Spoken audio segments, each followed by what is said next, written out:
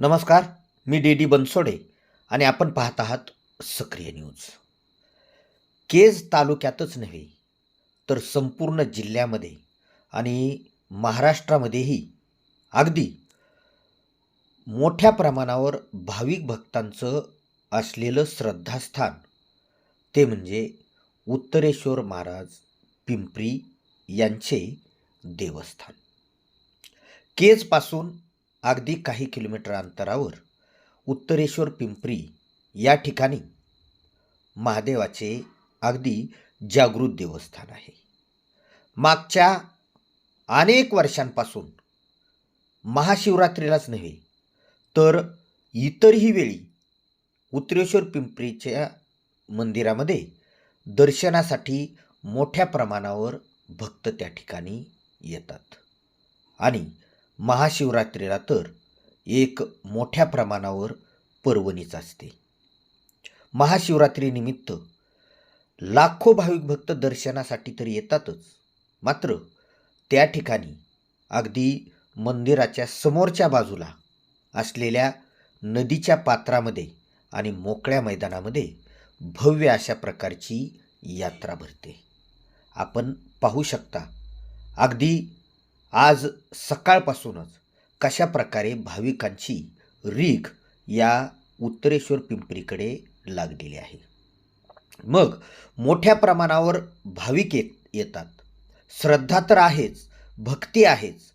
त्याचबरोबर या ठिकाणी काही ज्या आबालवृद्ध आहेत त्यांच्यासाठी वेगवेगळ्या प्रकारचे स्टॉल्स असतील, मग ते काही करमणुकीचे साधनं असतील, लहान मुलांसाठी अगदी रहाटपाळणे असतील किंवा मोठ्या प्रमाणावर खाद्यपदार्थांचे स्टॉल असतील, हे मोठ्या प्रमाणावर लागलेले असतात.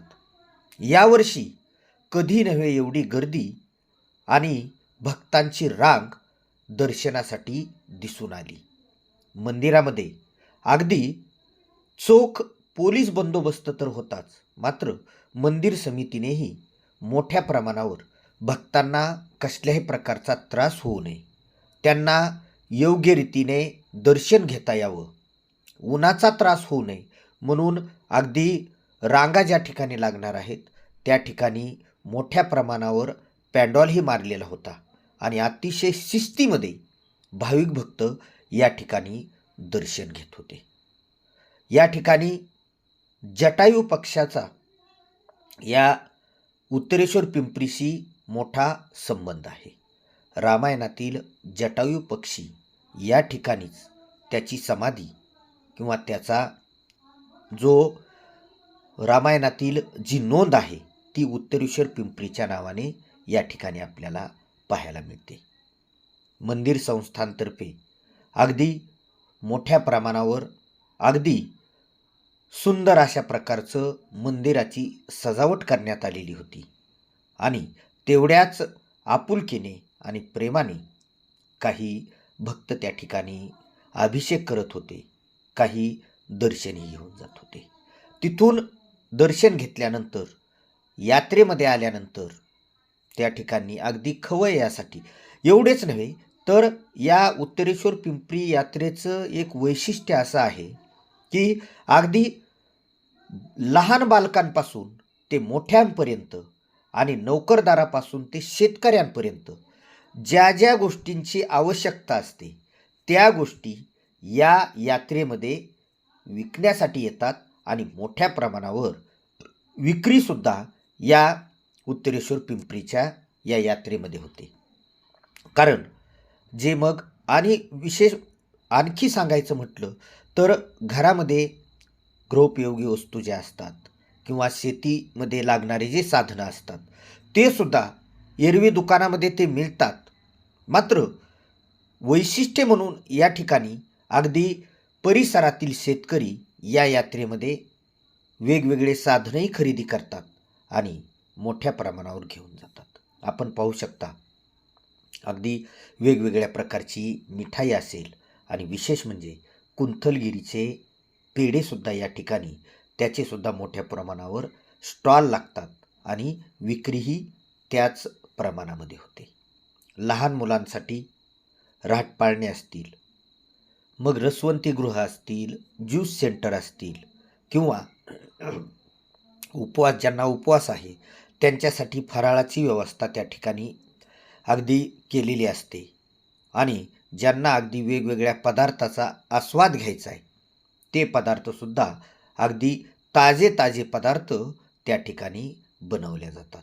आपण पाहू शकता कशा प्रकारे अगदी लोखंडी साहित्यापासून ते अगदी लाकडी साहित्यापर्यंत या ठिकाणी सर्व काही गोष्टी मिळतात.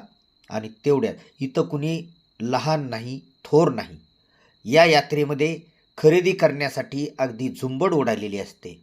आपला स्टेटस किंवा आपल्याकडे असलेलं पैसा किती आहे, कमी आहे की जास्त आहे, आपण मोठे आहोत की लहान आहोत, याचा कसल्याही प्रकारचा विचार न करता अगदी जे भाविक आहेत आणि जे लहानपणापासून या उत्तरेश्वर पिंपरी या गावाशी आणि या देवस्थानाशी संबंधित आहेत ते अगदी आनंदाने, मग ते दूरवर जरी असले तरी अगदी या यात्रेला ते येत आहेत.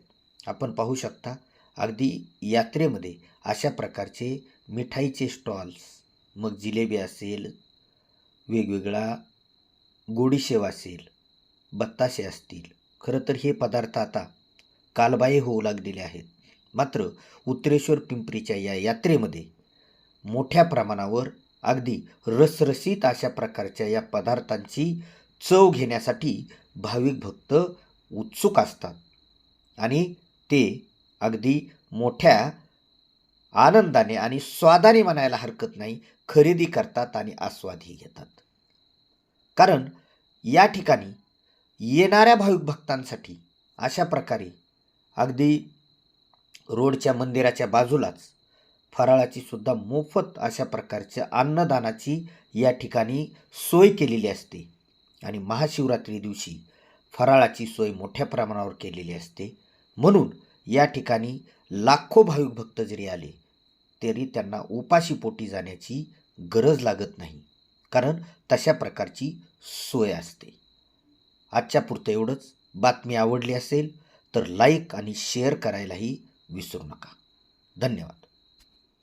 आम्ही 10 तारखेपासून 15 तारखेच्या महाशिवरात्रीच्या यात्रेचे नियोजन केलेले आहे. बाहेर दर्शनासाठी भक्तांना रांगेची सोय केलेली आहे, त्याच्यावर मंडप सावलीची सोय केलेली, पाण्याची व्यवस्था केलेली आहे मंदिर समितीच्या वतीने.